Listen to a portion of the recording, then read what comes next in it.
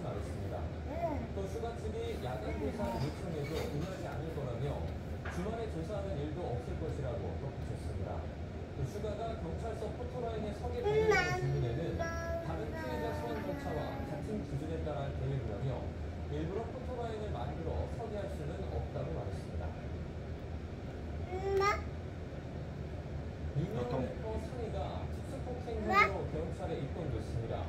서울 마포경찰서는 래퍼 산이를 특수폭행 혐의로 입건했다고 밝혔습니다. 산이는 지난달 28일 밤 8시 반쯤 서울 마포구의 한 공원에서 한인마동으로 폭행한 혐의를 받습니다. 당시 산이는 자전거를 똑바로 끌고 가라는 취지로 말하며 상대방을 때린 것으로 전해졌습니다. 유튜버 찌양을 공갈한 혐의를 받는 변호사 최모 씨의 구속 여부가 이르면 오늘 밤 결정됩니다. 수원지방법원은 오늘 오후 강요, 공갈 등의 혐의를 받는 최 씨에 대해 구속된 피해자 신문을 진행합니다. 최 씨는 찌양을 협박해 돈을 강취하고 유튜버 구제욱에게 찌양의 사생활 정보를 넘기는 혐의를 받습니다. 목말라? 남편에게 이혼을 요구했다가 정신병원에 강제로 입원했다는 제보가 들어왔습니다. 명분도 모른 채 2달이 넘게 병원에 갇혔던 여성은 법원에 인신보호구제 청구를 한 뒤에 풀려날 수 있었습니다. 윤음성 기자입니다. 지난해 12월 17일 양육 문제 등으로 다투던 남편에게 이혼을 통보한 지 일주일쯤 지났던 그날 밤 갑자기 사설 응급 구조사들이 집에 들이닥쳤습니다. 30대 주부 H를 정신병원으로 데려가기 위해서였습니다. 그럼 남자분이랑 대화하더라고요. 갑자기 들어가서 공부하면 가야 된다고요. A씨의 신고로 경찰이 출동했지만 법적 보호자들이 동의한 보호 입원이라는 응급구조사들의 말에 개입할 수 없었습니다. 결국 A씨는 강제로 차에 태워져 병원으로 향했습니다.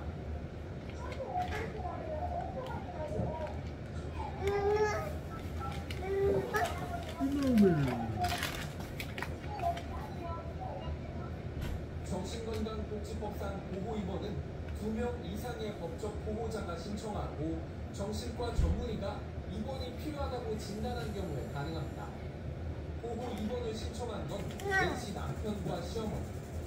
병원 진료기록에는 환각, 망상, 흥분, 우울증 등 각종 증상으로 입원이 필요하다고 적혀 있었습니다. 하지만 A씨는 입원 과정에서 정신과 진료를 받은 적이 없다고 말합니다. 이전에 정신질환을 앓은 적도 없었고 육아휴직 직전까지 멀쩡히 10년 넘게 한 직장을 다녔습니다.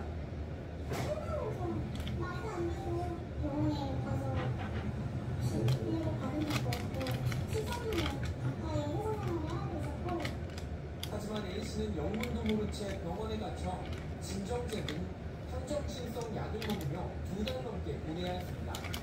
외부와 단절된 가운데 간신히 연락이 닿은 지인을 통해 법원에 인신보호구제 청구를 한 끝에 어렵게 자유의 몸이 된 겁니다. 세계적으로 18년대 우리나라의 이식과 운동을 했고 지휘 같은 식으로 이름이 이식이라는 정상을 A씨는 남편과 시댁, 병원 관계자들을 정신건강복지법 위반 등의 혐의로 고소했습니다. 취재진은 여러 차례 남편에게 연락을 취했지만 답하지 않겠다는 입장을 전해왔습니다. 경찰은 A씨에 대해 범죄 피해자 보호를 지불하고 정확한 사건 경위를 조사하고 있습니다. YTN 윤석입니다. 서울 잠실야구장에서 경기를 관람하고 나오던 여성을 납치하려 한 40대 남성이 도주 8일 만에 경찰에 붙잡혔습니다. 서울 송파경찰서는 어제 오후 5시간쯤 납치 미수 혐의를 받는 40대 남성 A씨를 인천에서 긴급 체포했다고 밝혔습니다. A씨는 지난 10일 밤 9시 반쯤 서울 잠실야구장 주차장에서 일면식 없는 여성을 납치하려 한 혐의를 받습니다. A씨는 당시 피해 여성이 소리를 지르며 저항하자 현장에서 도주했습니다. 등교 중이던 여자 중학생을 중기로 내려쳐 살해하려고 한 남자 고등학생이 경찰에 붙잡혔습니다. 경기 안산상록경찰서는 오늘 살인미수 혐의로 고등학생 A군을 현행범 체포했습니다. A군은 오늘 아침 8시 20분쯤 경기 안산시 본호동에 있는 중학교 근처에서 등교하던 여동생을 중기로 내려쳐 다치게 한 혐의를 받습니다. 경찰은 A군이 피해 여학생을 스토킹해 오다가 범행을 저지른 것으로 보고 있으며 정확한 사건 경위를 조사하고 있습니다. 오늘 11월 14일에 치러지는 2025학년도 대입수학능력시험 응시원서 접수가 이번 주에 시작됩니다. 교육부는 오는 22일부터 다음 달 6일까지 토, 일요일을 제외한 12일 동안 접수를 한다고 밝혔습니다. 원서 접수는 수험생 본인이 직접 해야 하고 장애가 있거나 군 복무 중 해외 거주자 등 시도교육감의 인정을 받는 경우 직계가족이 개인 접수할 수 있습니다. 고등학교 재학생은 학교에서 일괄 접수하고 졸업자는 출신 고등학교에서 검정고시 합격자는 주민등록상 주소지관할 교육지원청에서 접수할 수 있습니다. 포르투갈 리스보니아 렌터카 주차장에서 차량 200대가 타는 대형 화재가 발생했습니다. 현재 매체들은 전기차에서 불이 시작된 것으로 추정된다고 보도했습니다. 김전기 기자의 보도입니다. 전문옥상 주차장에서 시뻘건 불꽃과 함께 검은 연기가 계속 뿜어져 나옵니다. 빼곡하게 주차된 차량들이 불에 타고 있습니다. 현지 시각 16일 오후 6시쯤 포르투갈 리스본 우메르투 델가도 국제공항 인근에 있는 한 렌터카 주차장에서 불이 났습니다. 소방관들이 다시 시간이 지나가고 있지만 문화성 물질과 강풍 탓에 차량 200대 이상이 몰려갔습니다. 현지 언론들은 주차장에 세워져 있던 테슬라 전기차에서 불이 시작돼 다른 차량으로 번지는 시간이 보도했습니다. 그 주차장 꼭대기층에서 불이 시작돼 여러 차례 폭발음이 들렸다고도 전했습니다. 불이 난 곳은 산업지구로 인근 주택가로는 번지지 않아 인명피해는 보고되지 않았습니다. 다만 공항 쪽으로 검은 연기가 계속 퍼지면서 항공편이 여러 편 지연되는 등 공항 운영에 차질을 빚었습니다. 현지 당국은 주차장 2개 층 가운데 2층 차량들만 불에 탔다며 불에 타지 않은 차량 중에서도 열 손상이 있는 차량이 있을 수 있다고 설명했습니다. YTN 김찬입니다. 네, 어둑한방 대관람차가 빠르게 회전을 하고 있고 그 일부에 불이 붙어서 빨갛게 타오르고 있습니다. 불길이 아래로 이 불씨가 계속해서 떨어지고 있고요. 시간이 지나서 이 회전하던 대관람차는 멈췄지만 이 불은 멈출 기미를 보이지 않고 있습니다. 축제를 즐기던 시민들이 대관람차 아래에도 많이 보이고 있습니다. 현재 시간으로 토요일 저녁 독일 동부 라이프치히 지역에서 열린 음악축제 도중에 대관람차에서 불이 났습니다. 안타깝게도 당시 대관람차 안에는 미처 빠져나오지 못한 사람들이 다수 있었던 것으로 알려졌는데요. 이 사고로 4명이 화상을 입고 1명이 추락해서 다쳤습니다. 또 18명이 연기를 흡입해 헬리콥터와 소방대원들이 부상자들을 인근 병원으로 이송했습니다. 산 곳곳에 시뻘겋게 달궈져 있죠. 자세히 보면 용암 같은 불길들이 이렇게 산을 뒤덮고 있습니다. 포르투갈 마데이라 섬에서 발생한 산불이 닷새째 계속되고 있습니다. 거센 불길이 전선에 닿으면서 이렇게 번쩍거리는 위험한 상황까지 연출되고 있습니다. 이 불로 주민 160여 명이 긴급 대피했습니다. 네, 산이 하늘을 향해서 성을 내는 듯한 마치 CG 같은 이 장면 보이시죠? 러시아 극동 캄차카반도의 시벨루치 화산이 캄차카반도 앞바다에서 규모 7.0의 지진이 발생한 이후에 폭발해 화산재 기둥이 무려 8km 높이까지 치솟았다고 러시아 매체들이 보도했습니다. 러시아 타스 통신은 화산재의 기둥이 해수면 위로 8km까지 솟아올랐다며 시벨루치 화산에서 용암도 분출됐다고 전했습니다. 이번 화산 폭발로 인한 인명피해는 보고되지 않았다고 덧붙였습니다. 시벨루치 화산은 세계에서 가장 큰 화산 가운데 하나로 꼽히고 있습니다. 먹고 싶어. 크게 드러난 소리에 자동차들이 속수무책 쓸려 내려갑니다. 지난 주말 강풍을 동반한 폭우가 오스트리아 알프스 지역을 강타하면서 일부 지역이 보시는 것처럼 잠겼는데요. 특히 오스트리아 서부 발트잔톤 스키 리조트에서는 큰 분류가 주차되어 있던 자동차들을 휩쓸고 지나가면서 아주 큰 피해를 입혔습니다. 배우 김민희 씨가 홍상수 감독의 영화 수요처럼 녹화하는 영화제 최우수 연기상을 받았습니다. 이름이 불리자 연예인 홍 감독과 마주보며 미소를 지었는데요. 이어진 수상 소감에서 김민희 씨는 아름다운 영화를 만들어준 홍상수 감독을 향해서 이렇게 얘기를 했습니다. 들어보시죠. 이렇게 아름다운 영화 만들어주신 상상님, 저는 당신의 영화를 너무 사랑합니다. 네, 함께 작업하게 해주셔서 너무 감사합니다. 네, 수감 이후 자리로 돌아온 김민희 씨는 홍 감독에게 트로피를 건네고 또 웃으면서 이렇게 어깨에 머리를 기대는 모습도 카메라에 포착이 됐습니다. 두 사람은 지난 2015년 처음 호흡을 맞춘 뒤 9년째 연인 관계를 이어오면서 작품 활동도 함께 하고 있죠. 이번 영화에서 김민희 씨는 제작실장을 맡아서 제작에도 참여했다고 합니다.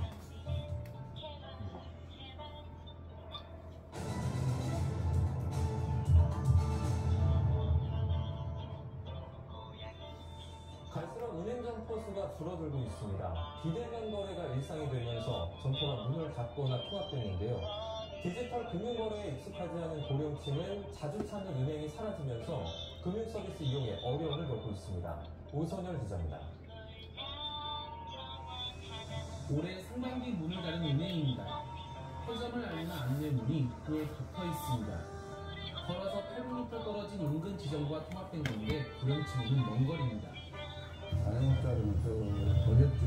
이렇게 돈 잔돈 같은 거 바꾸기도 하고 여기서 쉽게 했는데 그런 걸 할 수 없어가지고 끝까지 지금 걸어 다니고 있어요. 다시 새로운 통장을 만들려고 그러고요. 가까운 데로. 금융 업무를 보기 위해 은행을 찾은 시민은 빈 점포만 살피고 발을 돌립니다.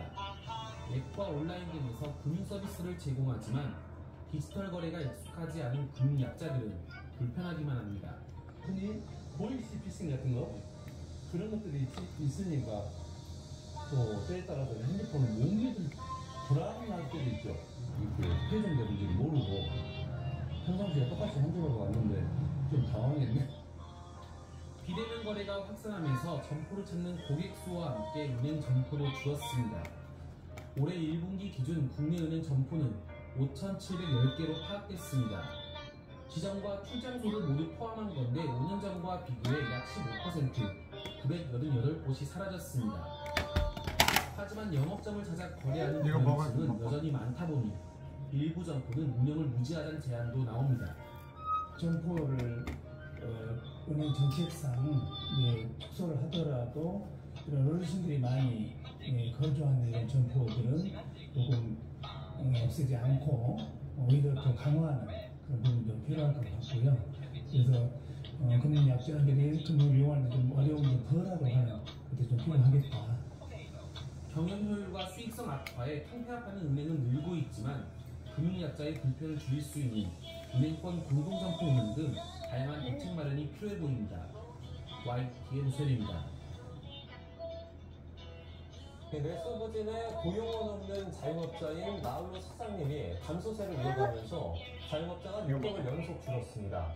통계청 집계를 보면 지난달 자영업자 수는 572만 1000명으로 지난해 같은 달보다 6만 2000명 줄었습니다. 특히 고용원이 없는 자영업자는 지난달 427만 3000명으로 1년 전보다 11만 명 급감하면서 지난해 9월 이후 11개월 연속 감소세를 보였습니다. 고용원 없는 자영업자가 지속적으로 줄어든 것은 영세 자영업자가 초기 부진과 인건비, 고금리 등으로 폐업으로 몰리기 때문으로 보입니다. 한국소비자원이 오늘부터 티몬과 룰레프에서 상품권과 기프티콘을 구매하고 환불받지 못한 소비자와 해피머니 피해 소비자를 대상으로 집단 분쟁 조정 신청을 받습니다. 소비자원은 현장 접수는 하지 않고 오는 27일까지 홈페이지에서만 신청을 받습니다. 상품권의 경우 티몬 캐시와 위메프 포인트, 기프티콘, 외식 상품권 등이 모두 신청 대상이고 무상으로 적립받은 캐시와 포인트는 제외됩니다. 또 해피머니 상품권은 티메프 사태로 사용할 수 없는 무용 지물이 됐기 때문에 금융처와 관계없이 조정 참여 신청을 받습니다. 최근 서울 아파트 거래량이 급증하면서 6월 서울 아파트 실거래가가 큰 폭으로 상승했습니다. 1년 4개월 만에 최대 상승폭을 기록했는데 이런 상승은 7월에도 이어질 전망입니다. 최두희 기자가 취재했습니다. 지난 6월 서울 아파트 실거래가 지수는 1.8% 오르며 6개월 연속 상승세를 기록했습니다. 실거래가 지수는 해당 월에 거래된 주택 가격과 직전 거래의 실거래가를 비교하는 건데 지난해 6월 이후 1년 4개월 만에 가장 큰 폭의 상승세를 나타냈습니다. 자치구별로 보면 강남 3구가 있는 서울 동남권 아파트 실거래가 지수 오름폭이 가장 컸고 서남권이 그 뒤를 잇는 등 서울 전역에서 상승세를 보였습니다. 거래량이 급증하면서 직전 가격보다 비싼 금액에 팔리는 상승 거래가 늘었기 때문입니다. 실제로 지난 6월 서울 아파트 거래량은 7,000건을 훌쩍 넘기며 2020년 12월 이후 3년 6개월 만에 가장 많았고 7월 거래량은 신고 기한이 이달 말까지인데도 불구하고 이미 6월 거래량을 뛰어넘은 상황입니다. 한국부동산원은 7월에도 이 같은 실거래가 지수 상승세가 이어질 것으로 내다봤습니다. 8월 둘째 주 기준 서울 아파트값 역시 21주 연속 상승세를 이어간 가운데 정부가 그린벨트를 풀고 공급 물량을 늘리겠다며 내놓은 이른바 88 대책이 불붙은 부동산 시장을 안정시키기엔 역부족일 것이란 지적도 나옵니다. 현실적으로 이런 대책들이 당장의 준공이나 입주나 이런 실질적인 공급으로 이어지기는 어려운 상황이라서 최근 들어서 가장 가격 상승세가 높은 지역들의 집값 상승을 진정시키기에는 굉장히 제한적일 수 있을 것 같습니다. LH도 수도권 공공택지에서 건설된 민간의 미분양 주택을 준공 이후에 매입하기로 하면서 민간 부문 주택 공급 속도를 높이는 작업에도 착수했습니다. YTN 최주입니다. 서울 아파트의 매매가 대비 전세가 비율인 전세가율이 높아져서 1년 8개월 만에 최고치를 기록했습니다. KB국민은행 통계를 보면 지난달 서울 아파트 전세가율은 53.9%로 표본 개편이 있었던 2022년 11월 이후 20개월 만에 최고를 기록했습니다. 서울 아파트 전세가율은 금리 인상 이후에 역전세난이 일어나면서 지난해 4월 50.8%까지 떨어졌지만 이후 우량 아파트를 중심으로 전세값이 매매가보다 빠른 속도로 오르면서 높아졌습니다. 한국부동산원 조사 기준 올 들어 7월까지 서울 아파트 값이 1.75% 상승한 데 비해서 전세값은 3.1% 올라 매매보다 전세값 상승폭이 컸고 KB 통계 기준으로는 전세값의 오름폭 차이가 더 컸습니다. 가계비 노름세가 꺾이질 않자 은행권이 대출금리를 또 인상하고 나섰습니다. KB국민은행은 오는 20일부터 주택담보대출 금리를 최대 0.3%포인트 올린다고 밝혔습니다. 지난달 3일부터 시작된 금리 인상 조치는 이번이 벌써 5번째입니다. 하나은행도 오는 22일부터 주택 관련 대출 감면 금리를 최대 0.6%포인트 축소합니다. 주력 상품인 하나원큐 주택담보대출은 0.6%포인트, 하나원큐 전세대출 0.2%포인트, 부담대와 전세대출 갈아타기는 0.1%포인트씩 감면 금리를 줄입니다. 이 밖에 신한은행도 오는 21일부터 대출 금리를 올립니다. 호감과 올림픽이라는 악재를 모두 이기고 프로야구가 흥행 돌풍을 일으키고 있습니다. 정규 시즌의 80%만 치렀는데 이미 최다 관중 신기록을 돌파했고요. 1000만 관중 돌파도 가능한 추세입니다. 양승 기자입니다. 1, 2위 맞대결이 벌어진 서울 잠실구장. 무더위도 잊은 많은 관중이 순간마다 뜨거운 응원을 쏟아냅니다. 프로야구 최다 관중 신기록이 작성된 야구장 풍경입니다. 현재까지 집계된 올 시즌 관중 수는 840만 7천여 명. 전체 일정의 80% 정도만 소화했는데도 지난 2017년 840만 600여 명을 훌쩍 뛰어넘었습니다. 토요일은 10개 구장 평균 18,000명이 넘게 야구장을 찾았고 평일을 포함해도 경기마다 평균 14,000명이 넘는 관중들이 입장했습니다. 가을 야구까지 150경기 정도 남은 점을 고려하면 불가능하게 여겨진 1000만 관중 돌파도 시간 문제라는 계산이 나옵니다. 역대급 열대야에 흥행의 악재로 여겨진 올림픽까지 열렸음에도 7, 8월 평균 관중이 각각 3,000명, 5,000명씩 늘었다는 점도 흥미로운 대목입니다. 전통의 강호 기아와 삼성, LG, 두산이 선두권에서 경쟁하고 SSG와 한화, 롯데 등 팬층이 두꺼운 팀들이 가을 야구 티켓 마지막 한 자리를 놓고 치열한 중위권 싸움을 벌이는 것도 1000만 관중 가능성을 키우는 요소입니다.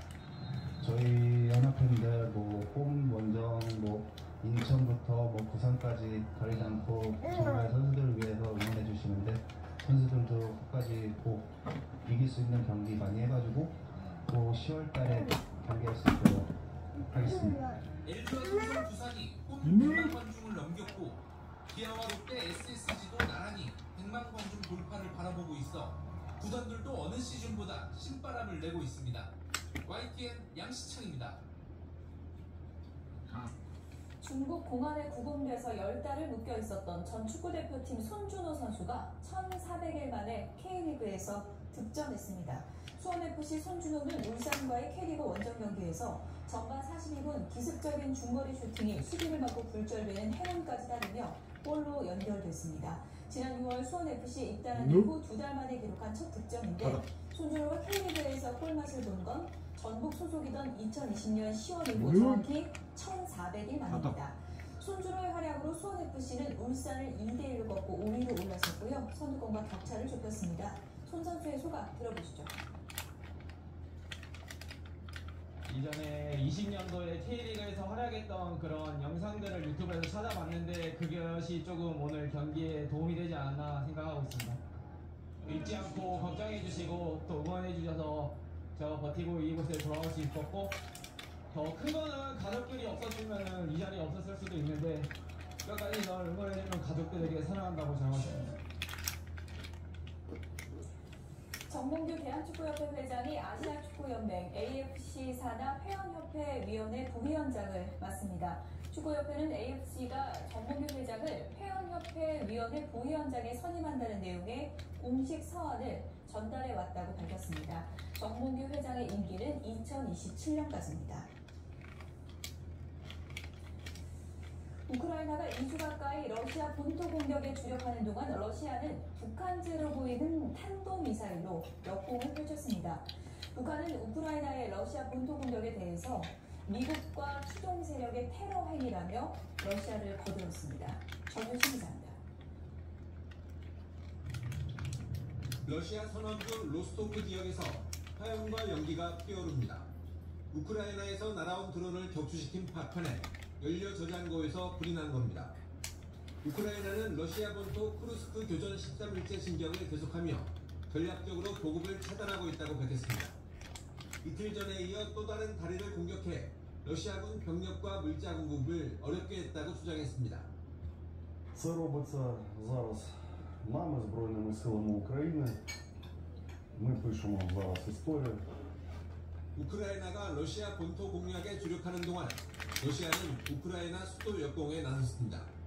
우크라이나군은 러시아가 키이우를 향해 북한제로 보이는 탄도미사일을 발사했다고 밝혔습니다.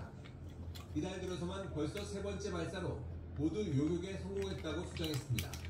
러시아는 북한으로부터 탄도미사일을 제공받아 사용한다는 지적에 대해 강력 부인하고 있습니다. 하지만 지난 1월 우크라이나에서 발견된 미사일 잔해 조사 결과 한글 지읒으로 추정되는 글자가 발견되기도 했습니다. 당시 유엔 수사관은 북한산